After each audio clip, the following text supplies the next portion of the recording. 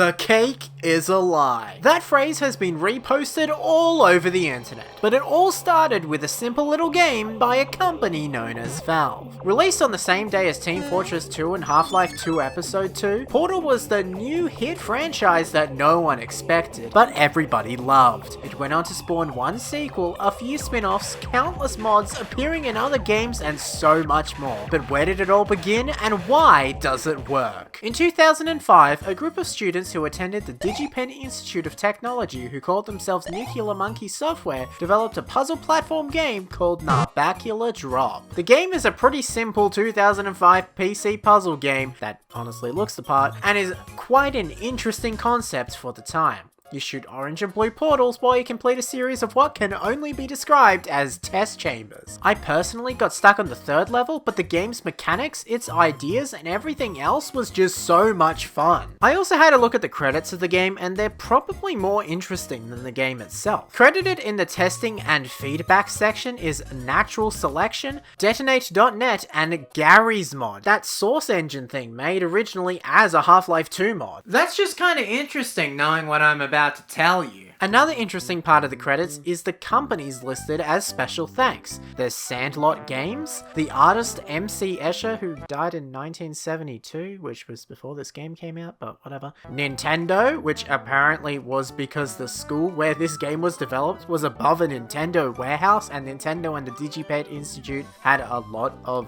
stuff that they did together, and Valve. Valve is the interesting part. Robin Walker, a major person at Valve at the time who was a designer on Half-Life 2 and all previous Valve games, was at the DigiPen career fair and saw Narbacular Drop. Robin Walker decided to invite all the guys who created the game to visit Valve and show off the game to the people there. And then, the angel Gabriel from heaven came. His wings as drifted snow, his eyes as flame. All hail, said he, please come and work for us. We can make Portal. Gloria.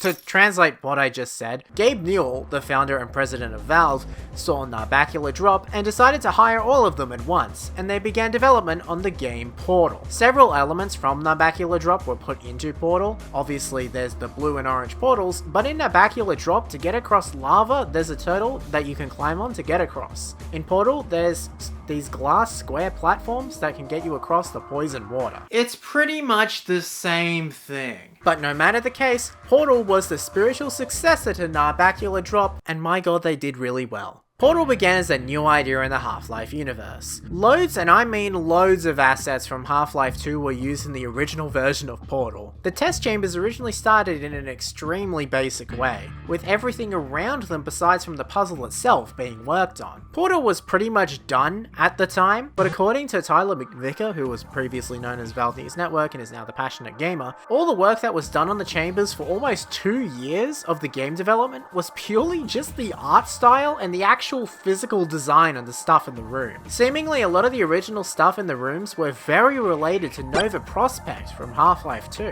Whether or not that was the actual story idea behind it, we'll never know, but it always looked as if it was straight out of the Half-Life universe. Eventually, an AI known as glaDOS was added to create a goal at the end of the game, to destroy glaDOS, who had been torturing you for the entire game. Valve kept chugging away at the ending until they finally got the ending that we'll talk about later. Can't be spoiling that for you! So how does the game begin?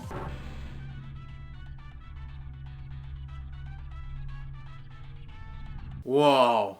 I'm hooked. The opening to Portal is perfect. The game opens with you in a glass cube with a robot beginning to talk to you. Who's that? Well, that's glaDOS. The genetic lifeform and disk operating system is seemingly the controller of all of Aperture Science, at least when you wake up. At the beginning, you're introduced to the portals, where you can enter through one and come out the other, which, holy crap. And then there's also the cube and button based testing. These are pretty much the basic foundations that appear throughout the entire game, and it's all introduced within the first 2 minutes of the game. We then find out that there's 19 test chambers to complete, with each test chamber being harder and harder. Now the first thing you realize is that you're missing something. There's gotta be a way to create your own portals. I mean, if you just continue to play the game without creating your own portals, that would just kinda suck. Everything would just be so boring. So test chamber 02, you get half a portal gun. Half? When you get the portal gun, you only have the blue portals activated.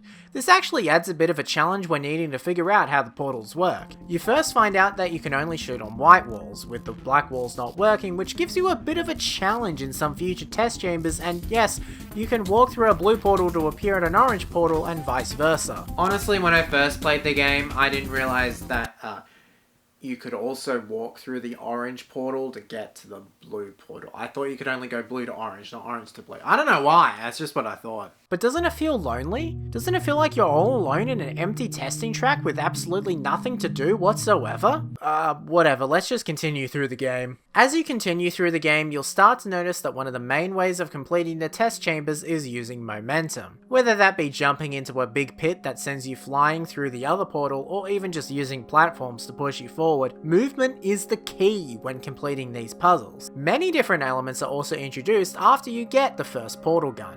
There's the high energy balls that can give enough power to get the door to open, there's goo that can kill you if you jump into it, and there's so much more. Each test chamber takes what you previously learned and takes it to a whole new level. There's also occasionally several ways to complete a level, whether that be completely avoiding the actual test and making a way for you to get to the door really quickly, or completing it the way you're supposed to. Portal makes it very clear that it doesn't really matter how you complete the test chambers, you just need to get through the door into the next test chamber. Just from this part of the game alone, we can already see that the game has created engaging test chambers that you could honestly replay over and over and over again. It may be a never-ending cycle going through these test chambers, but something just keeps you coming back, and something keeps pushing you to get to the finish line. From all the different test elements like the cubes and the energy balls, Portal has truly made an impact on the player before it even gets to the main part of the game. Even though you're only thinking about being able to shoot one portal, you're still having fun. But doesn't it feel like there must be something ongoing outside of this facility? There's gotta be something else going on. We'll get there eventually. But the game really unlocks while you get the second half of the portal gun,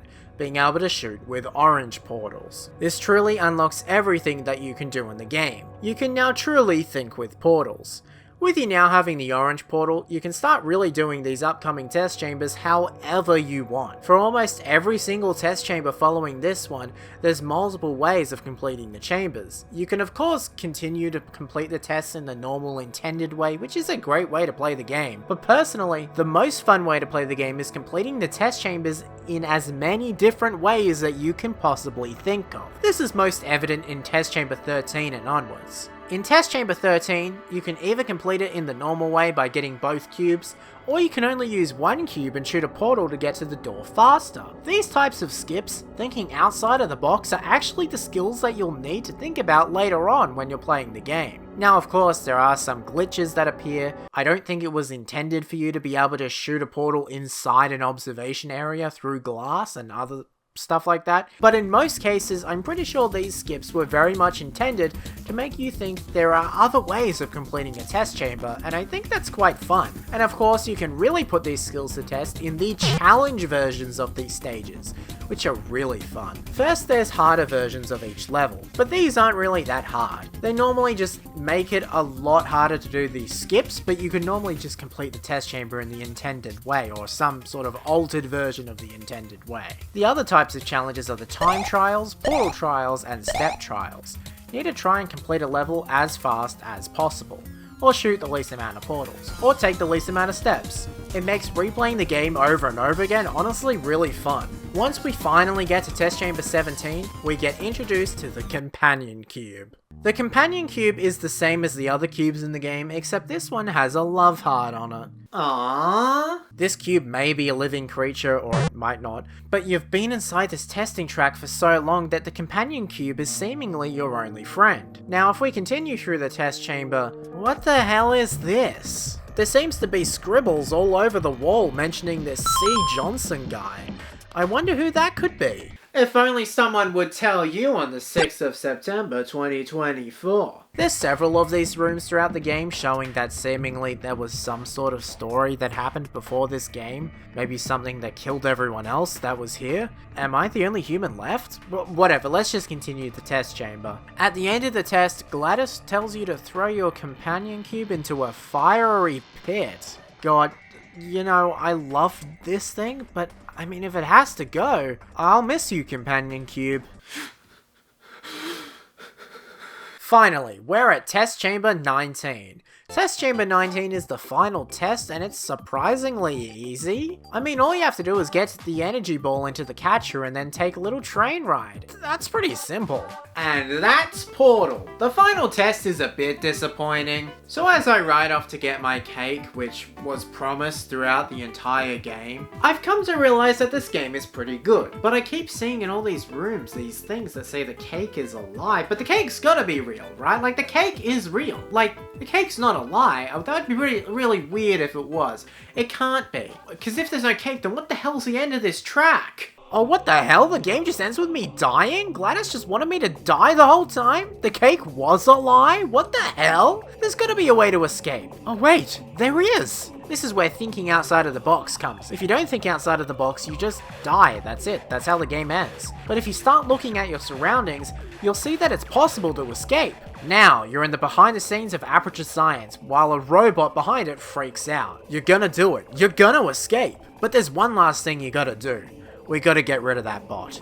GLaDOS is the one thing stopping you from freedom. So as you continue going through all the different parts of Aperture Science, seeing the test chambers you were just in, seeing new test elements that you never got to play with in the actual test chambers, everything you've done has been leading up to you defeating the AI that put you in this torture. It's you up against GLaDOS.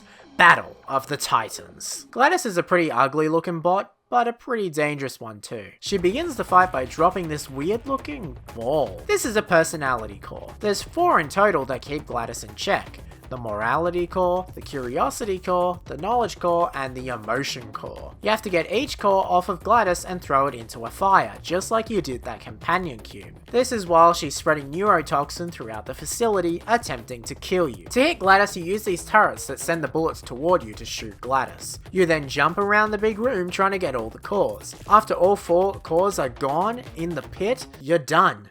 You've done it. GLaDOS is dead. You fly up to the surface with the ruins of GLaDOS all around you, but then you get pulled back.